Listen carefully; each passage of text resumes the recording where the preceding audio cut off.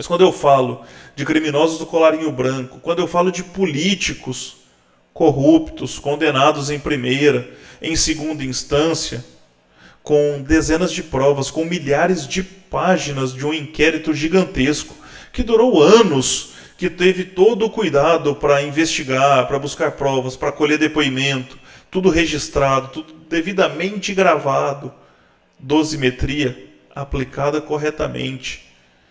Enquanto esses criminosos se livram, estão de mãos limpas, o povo segue com a moral e com a honra suja, cada dia mais. Pois o nosso sentimento de combate à corrupção, que outrora estava aflorado com a Lava Jato, hoje nós vemos ir por água abaixo com as ações do STF. Salve, salve, navegantes do saber. Eu sou o Guto Nogarol e você está no Política se Debate. Esse vídeo que você vai assistir é o corte de uma de nossas lives. Espero que vocês gostem do conteúdo, da forma como abordamos os mais diversos assuntos que afetam a vida de todos os brasileiros.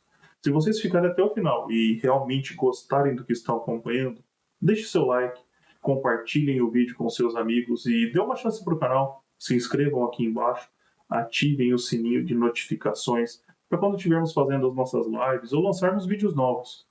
E assistam até o final, vocês vão gostar.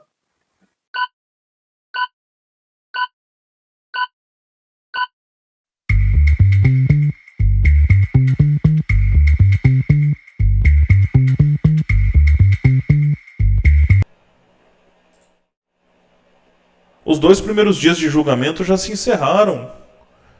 No primeiro dia, Alexandre de Moraes, Paulo Gonet e Cristiano Zanin falaram. Advogados de defesa na parte da tarde.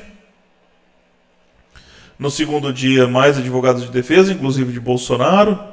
No primeiro dia, quando o Alexandre de Moraes estava lendo o relatório, no final, uma risada tirânica, uma risada de um psicopata, de alguém que estava se vingando, de alguém que está se sentindo satisfeito e completo pelo que está fazendo.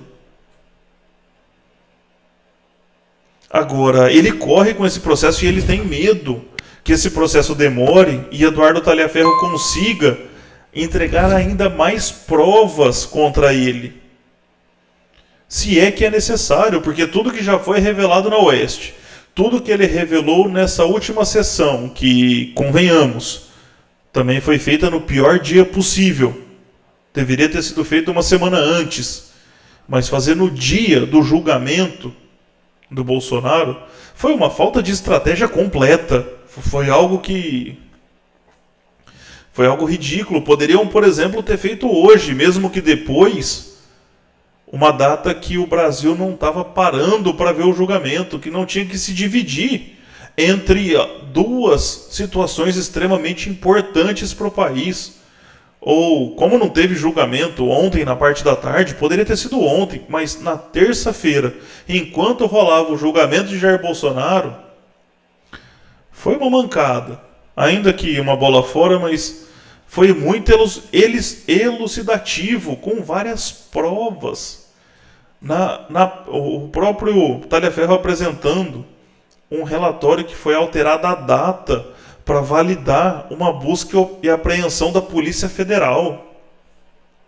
Que eu repito, cadê a Polícia Federal para agir com esse mesmo rigor com os criminosos que desviaram dinheiro do INSS, que roubaram os idosos? A mesma Polícia Federal que agiu em conluio com Alexandre de Moraes, agora protege os criminosos do INSS. E depois eu não posso criticar o STF, eu não posso criticar a Polícia Federal, eu não posso criticar o Lula, eu não posso criticar as instituições. Pelo amor de Deus, como que eu não posso? Vendo tanta irregularidade acontecendo no Brasil. Vendo o país sendo jogado às traças. Vendo o país passando o que está passando. Vendo o nosso ex-presidente correndo o risco de ir para a cadeia. Aliás, segundo nós noticiamos semana passada e saiu em todas as mídias, já estavam discutindo a cela na Papuda. Enquanto o Lula ficou desfrutando de uma cela na sede da Polícia Federal em Curitiba, com todo o conforto, recebendo visita íntima e tudo mais.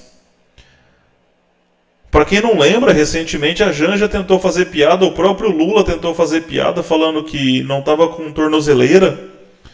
A Janja dizendo que o marido dela não usava tornozeleira. Ela foi na cadeia fazer visita íntima pro Lula, que foi condenado em primeira e segunda instância. Bolsonaro está usando tornozeleira eletrônica sem ter sido julgado. Se não ficou claro ainda a perseguição, se não está clara ainda a inquisição que ele vem passando, eu não sei mais o que é preciso fazer.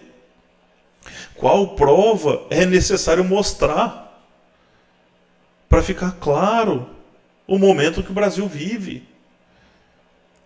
Que nós temos que acordar, é agora ou nunca. É dia 7 de setembro, próximo domingo.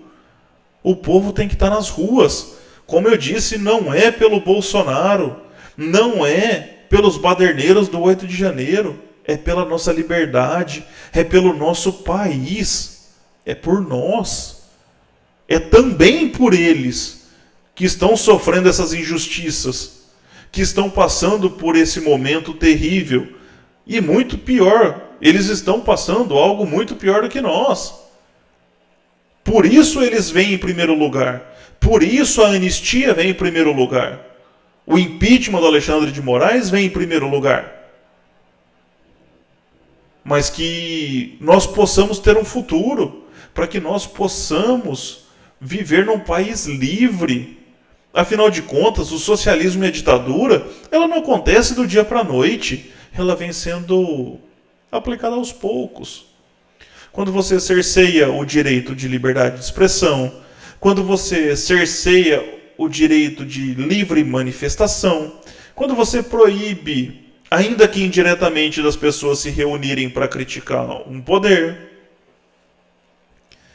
quando as redes sociais forem censuradas, quando a mídia for silenciada. Vamos lembrar do caso da Jovem Pan, que hoje é obrigada a manter uma cota esquerdista. Nós carinhosamente apelidamos ela assim. Onde a Jovem Pan tem que ter um certo número de integrantes de esquerda para atender ao STF e não perder a sua concessão de TV. Se isso não é uma ditadura, meus amigos, eu simplesmente não sei o que é. Mas infelizmente, o Brasil não vai ver isso acontecer.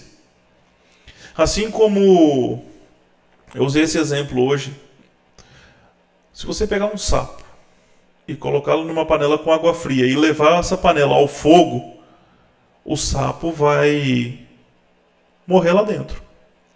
Agora, se você pegar o mesmo sapo e jogar na água fervendo, ele vai pular fora. Agora, troque o sapo por população e a panela de água por ditadura.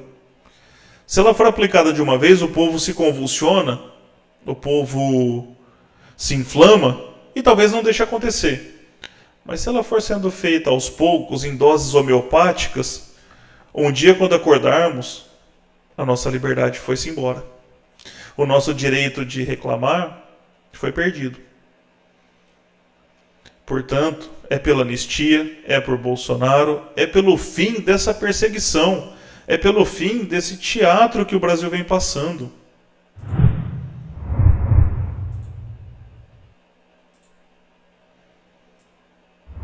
É pelo fim do circo que o Brasil vive. Onde opositores são calados, onde manifestantes contrários ao sistema pegam penas maiores do que traficantes, assassinos, do que criminosos do colarinho branco. Enquanto corruptos desfrutam de suas mansões, enquanto políticos condenados na Lava Jato em acordos de leniência ou de delação premiada, no caso, vivem em suas mansões, desfrutam do conforto do seu lar,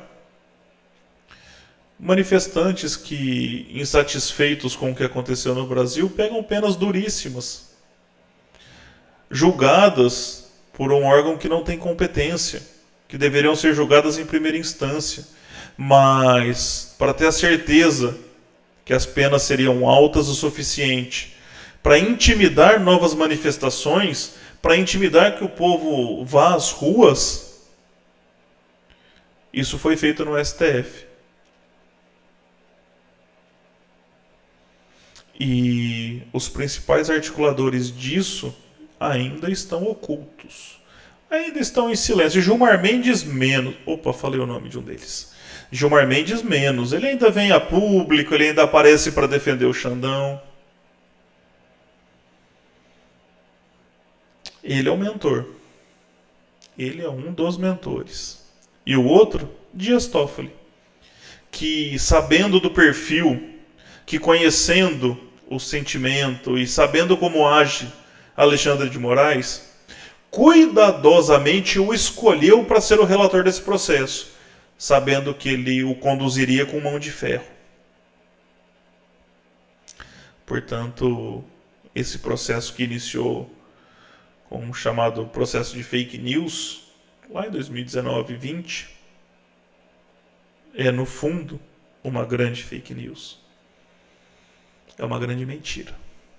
É um grande circo. É um circo tentando silenciar os opositores. Como eu disse, não sou eu que estou falando, é a realidade. Como eu sempre falo, o maior inimigo do socialismo não é uma teoria econômica, não é nenhuma outra teoria. É a realidade. E olhem para a realidade da Venezuela recente. Pesquisem protestos na Venezuela, presos políticos na Venezuela. E vocês verão que os casos são exatamente iguais. A diferença é que lá já é assumidamente uma ditadura. Lá nós já conseguimos enxergar, estando de fora, que é uma ditadura. No entanto, no Brasil, ainda somos o sapo na panela de água fria. Vamos pular fora e nos levantar antes que essa água comece a esquentar. Mas quando eu falo de criminosos do colarinho branco, quando eu falo de políticos corruptos, condenados em primeira, em segunda instância, com dezenas de provas, com milhares de páginas de um inquérito gigantesco, que durou anos, que teve todo o cuidado para investigar, para buscar provas, para colher depoimento, tudo registrado, tudo devidamente gravado, dosimetria aplicada corretamente. Enquanto esses criminosos se livram, estão de mãos limpas, o povo segue com a moral e com a honra suja, cada dia mais. Pois o nosso sentimento de combate à corrupção, que outrora estava aflorado com a Lava Jato, hoje nós vemos ir por água abaixo com as ações do STF. Que ao invés de punir criminosos, como nós acabamos de falar no caso do careca do INSS, que está livre e solto, e a CPMI não consegue notificá-lo para participar de uma sessão da comissão, o ex-presidente está com tornozeleira em prisão domiciliar sem julgamento. Mas a curiosidade é que dentro da Lava Jato foram diversos os acordos de delação premiada. Por diversas vezes o ex-presidente Lula foi delatado, outros políticos também. Não só o Lula, mas vários integrantes do governo do PT foram delatados. Mas lá atrás, delação não valia. Lá atrás, delação era algo incorreto, era irregular.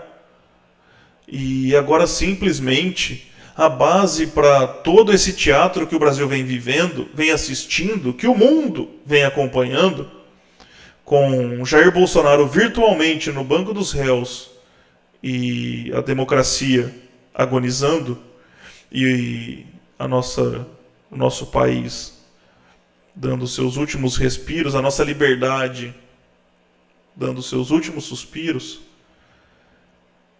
eles querem que a gente esqueça, mas nós vamos lembrar. Esse é o nosso sagrada amnésia.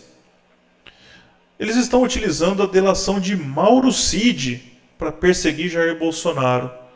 Mas será que essa delação é realmente válida? Vamos relembrar aquilo que eles querem esquecer?